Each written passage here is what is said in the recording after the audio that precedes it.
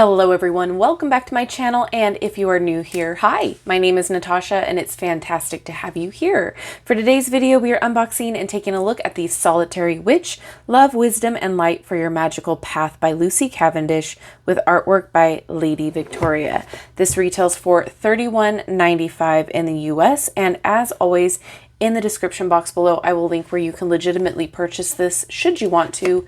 And whilst you're there, I do have a link tree that will provide you all of my social media, as well as my Etsy shop where I do private readings, and my Whatnot shop where I sell my handmade ritual items, as well as crochet goodies.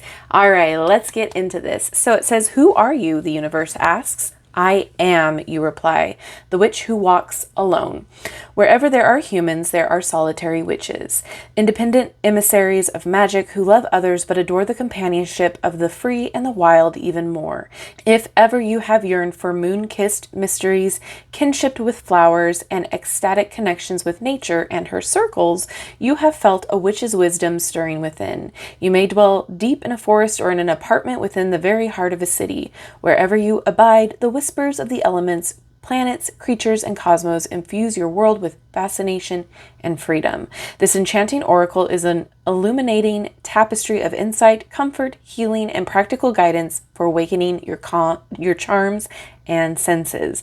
Together, the spark of Lucy Cavendish's prose and Lady Viktoria's alluring hand-painted imagery evoke profound rememberings to draw back the veil and celebrate your magical soul. Your new journey begins. It's 45 cards and a 180-page guidebook, and this has been requested multiple times for me to cover, so here we go.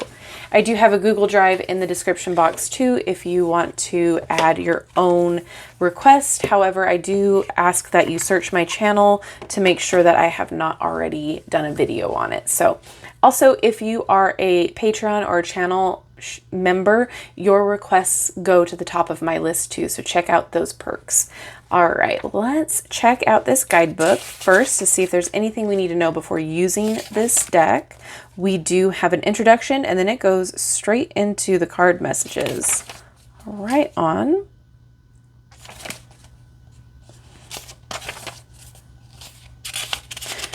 So we have some information about solitary witches, becoming the Book of the Wise, inspirations for this oracle deck. Then we have initiation here. So lots of information. Very cool. We've got blessing it, shuffling, your reading space and tuning into the cards, how to shuffle and prepare for a reading, cutting the cards, and then asking the questions. So you can ask anything you wish or bring a specific question to it. Cards don't usually offer yes or no.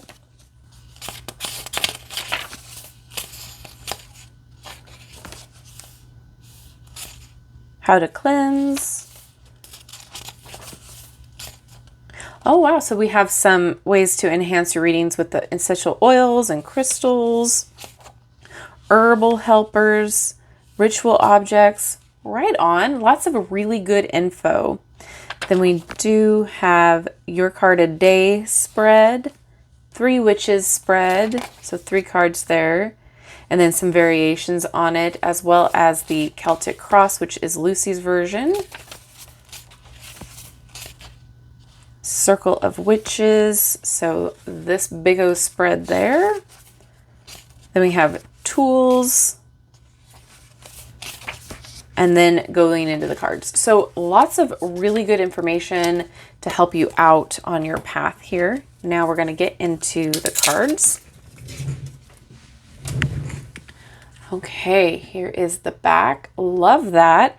It is a foil pentagram there, pentacle. Matte finish is almost like a velvety finish there. It feels very flexible. It is on the thicker side of a medium thickness cardstock. Hopefully that makes sense. So it's very flexible. It is not thin at all, in my opinion. It feels more like a US Game Systems cardstock. All right, so it's also a matte finish, like I said. And oh, we've got borders. I'm going to bring you in just a little bit there. All right. I'm going to read the titles off because of the way that this font is. So we have wishes, we do have a card number, and we do get to see the texture of the canvas. I love that.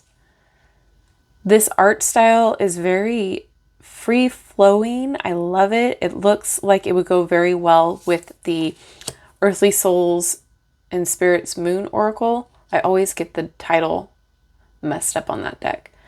Her Herb Garden. And usually with Lucy's decks, she goes in deep with the information on each card. So it's a very in-depth deck. So hopefully this is the same. I really do enjoy her take on things. The Beltane Lover.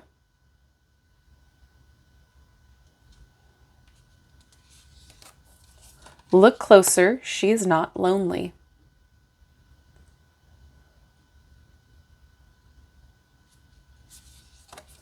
The Comforts of Friendship. Oh, that's cute.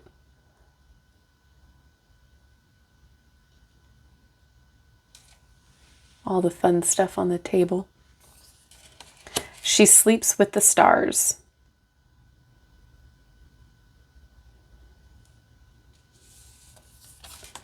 The Dance of Water.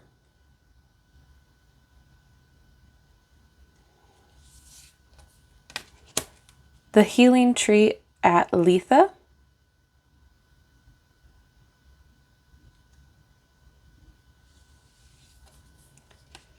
Yule's Night.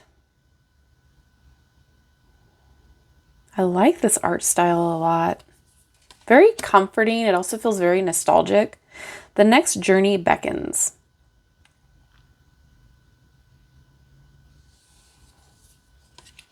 The Witch Shows Her Daughter the Moon. Oh, that's so sweet.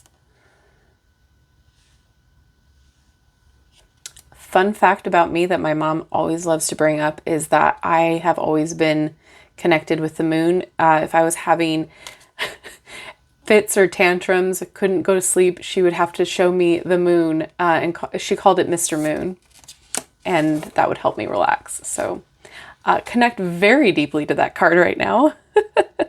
Her knowledge runs deep.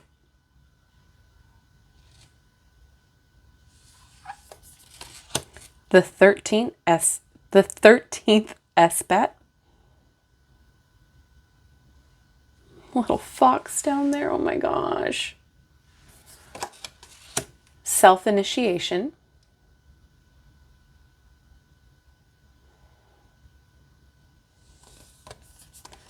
Sweet Austera Harvest. Little constellations in the sky. Was She Once a Selkie? A longing for a home.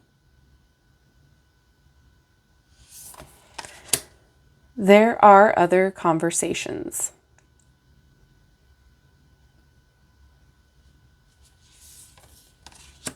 Her Book of Shadows.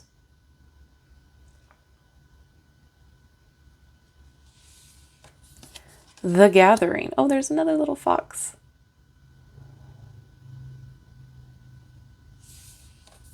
The Maiden and the Imbolc Lamb.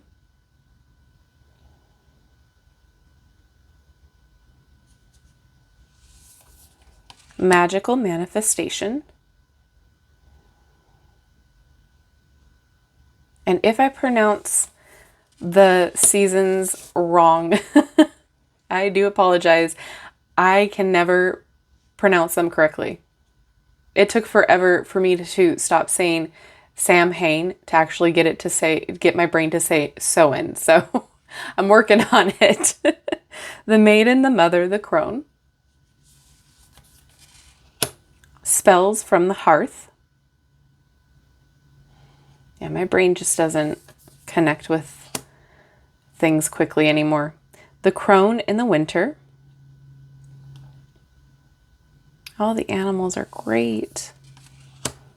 Ancestors and Apples. Cute. Nearing Skyclad.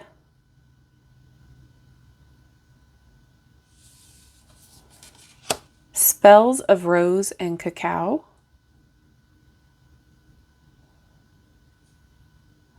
That little cat. A Sow Sending.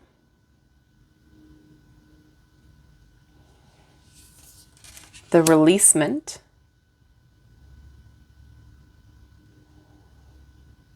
Uh-oh. Oh, it's just fluff. When Fretful Times Come.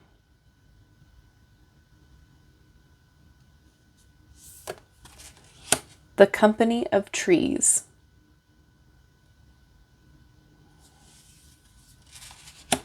And Sometimes She Changes. Love that.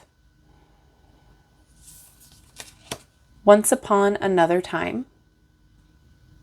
Oh, it's a unicorn.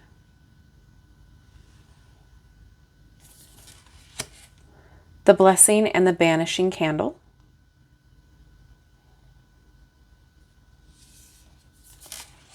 A Gentle Path of Inspiration. All the little details, all the little creatures. I love it. The Witch's House.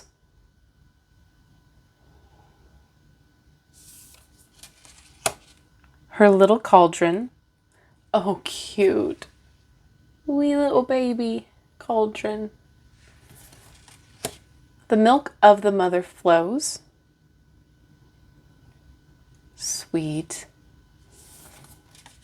The Garden of Hollowed Moonlight.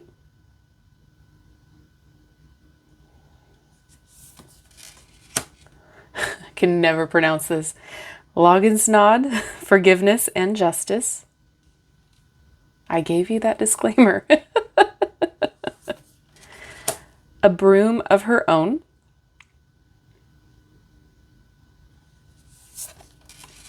She is Moonlight, Shy.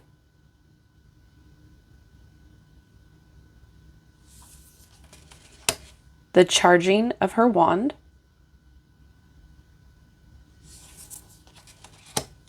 She is 1,000 Flowers. Aww. And Transcendent Amidst the Everyday. Well, already I feel connected to this. Let's see how it shuffles. It is a large card size. I feel like most of her decks are. Yeah, not a bad little shuffle there. I want to shuffle it from this way as well, because it is a bigger, yeah, okay. I like shuffling my bigger cards side to side like this, if they will allow me, because I feel like I have a better grip on it. And this way too. Nice. Okay, well that one wanted to come out. Okay, so we're going to read in the book for The Blessing and the Banishing Candle. So number 34. Okay, so we have a picture, the title, and we have the info. The wise solitary witch draws upon her lifetimes of experience. She knows when to bless and when to banish, and each is done with balanced, compassionate energy. She knows she needs to remove some aspects from her life, and when she does this, the winnowing is never unkind. She takes herself to her magical place, amidst snow or in summer's fullness, and is welcomed by the wild ones who know her name. She warms herself by the light of the candle that will leave something in the past and help another find their true way. She also lights the candle to bring in blessings. Just as often as she banishes, she blesses. She brings in the light in the time of darkness. She brings in the warmth at the time of cold. She has serenity within all circumstances, for she has seen the wheel turn again and again, and she has found a balance within her own self that exists beyond the fluctuations of the worldly turning of the seasons. She has moved beyond regret, the desire to remain young, or to hold on too tightly to what cannot ever be recaptured, for it is transient. And she moves into the blessings of her years, the wisdom, the compassion, the seeing of patterns. As you grow older, solitary wise one, you too would do well to find the balance in this inevitable turning of the wheel. You are becoming a wise one, and in time, your older self will welcome you and share with you so much. Until then, banish what cannot bring balance. bless what can help you rise, and find the lightness of being available to you at all ages. Do not remove your wise old self from the world. You are a blessed, wise being, and all points on the wheel are sacred. So then we have the meaning. Finding balance, seeking harmony in life and within your own self, finding a way to embrace the changes life can bring. A sense that your wisdom is shifting, changing, yet becoming more truly your very own. A calm energy that accompanies you, drawing other beings who can trust you in your energy. Wise yet wild. Lighting the dark, warming the cold, inside and outside of you. Reversed. Fearful of the changes time will bring and unable to come to balance within them. A sense of regret at times passing, buying into pressures to look and feel ways that may not come so naturally to you. Unbending resistance to growing older, finding balance and calmness dull, seeking excitement at the expense of peace. All right, so yes, she does write a lot for each card, which I really like. I find her decks more to be of the healing type rather than like a quick reading. It's very much a sit with it and meditate on the messages that come and seek what comes from that energy, if that makes sense. So I don't feel like this deck is one that's just a quick guidance. It's very much, for me at least, personally, decks that I sit with and I really like focus on why that card came out and if it resonates and what it's resonating for. Maybe something I need to work on. Like if this came out in reverse, it's going to be something that like, okay, I really need to meditate on why I need to feel a certain way or why I am so focused on aging and why society thinks that's bad and what are the ways that I can combat that.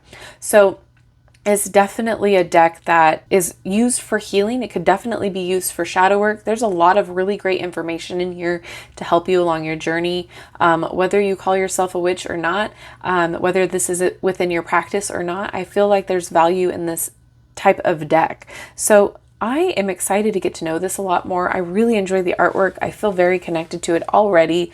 I think there is definitely a use for it.